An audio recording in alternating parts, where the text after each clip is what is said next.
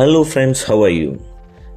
ఒక నగరంలో పెద్ద ఆర్ట్ గ్యాలరీ వాళ్ళు ఒక కాంటెస్ట్ డిక్లేర్ చేశారు.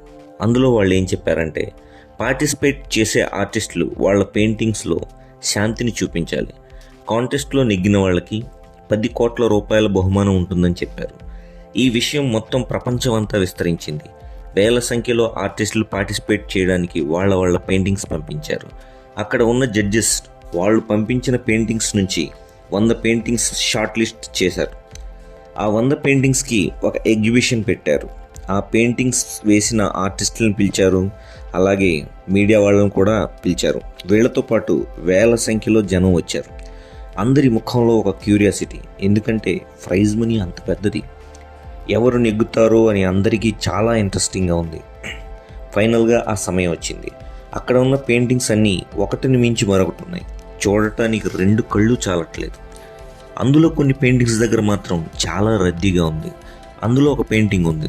దానిలో నేచర్కి సంబంధించి 2 కొండల మధ్య నుంచి నది పారుతుంది. నీరు చాలా శుభ్రంగా ఉంది. కొండల పైన మంచు కప్పు ఉంది. ఆ 2 కొండల మధ్య నుంచి సన్ రైజ్ అవుతుంది.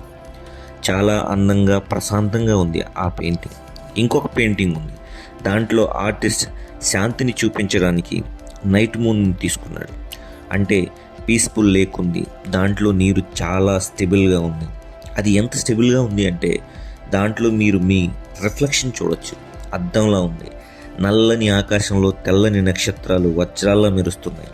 వాటితో పాటు చందమామ చాలా అందంగా ఉంది.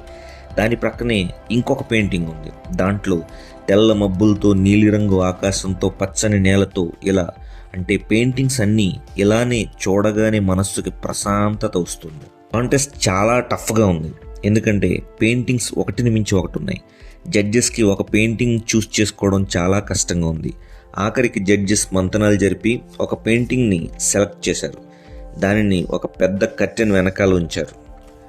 దాని ఎదురుగా ఆర్టిస్టులు, మీడియా వాళ్ళు, వేలల్లో జనం కూర్చొని ఉన్నారు. అందరిలో క్యూరియాసిటీ పెరుగుతూ వెళుతుంది, ఎందుకంటే ప్రైజ్ మనీ అంత పెద్దది. మరి ఫైనల్లీ ఆ పెయింటింగ్ ముందున్న కర్టెన్ తీశారు.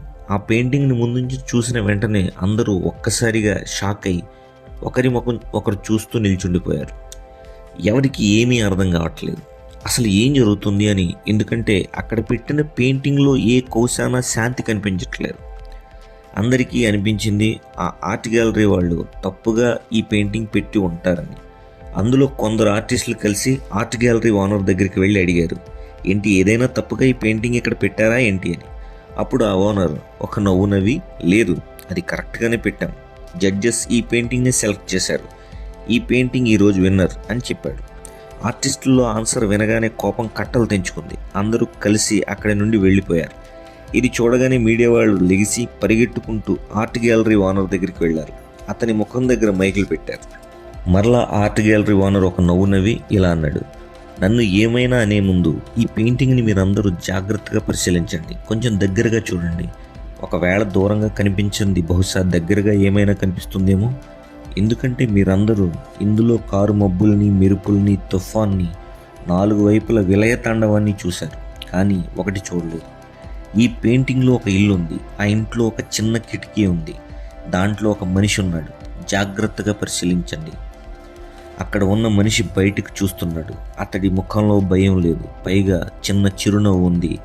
అతని ముఖంలో ఒక నిశ్చలత్వం ఉంది. శాంతికి అసలైన అర్థం ఇదే.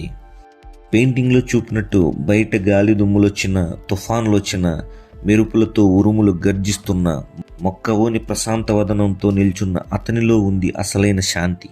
శాంతి అంటే అర్థం బయట అంతా ప్రశాంతంగా ఉంది కాబట్టి నేను శాంతిగా ఉన్నాను అనుకోవడం అవివేకం అవుతుంది. బయట ఏమైనా కానీ లోపల నీ మనసు శాంతిగా ఉంటే అంతా శాంతి. ఎందుకంటే ఎవరి మనస్సు శాంతిగా ఉండదో వారు ఎక్కడున్నా శాంతిగా ఉండలేరు. ఎగ్జాంపుల్ చూస్తే మనం రోజు చూసే చందమామ. ఒక్కొక్క రోజు చందమామ చాలా అందంగా ఉంటుంది, ఒక్కొక్క రోజు అదే చందమామ చాలా క్యాజువల్గా ఉంటుంది. అంటే లోపం మనలో ఉందా, చందమామలోనా? అవును ఫ్రెండ్స్, తేడా మనలోనే ఉంది. కాబట్టి ఫ్రెండ్స్, శాంతిని బయట కాదు, మనలోనే వెతుక్కోవాలి. ఓకేనా ఫ్రెండ్స్? మీరందరూ టెన్షన్కి దూరంగా శాంతికి దగ్గరగా ఉండాలని మనస్ఫూర్తిగా కోరుకుంటూ మీ శ్రేయోభిలాషి జీకే బాలాజీ. నెక్స్ట్ వీడియోలో మళ్ళీ కలుసుకుందాం ఫ్రెండ్స్. అంతవరకు సెలవు. ఈ వీడియో కనుక మీకు నచ్చినట్లయితే లైక్ చేయండి, షేర్ చేయండి, సబ్స్క్రైబ్ చేయండి. Okay friends, thank you.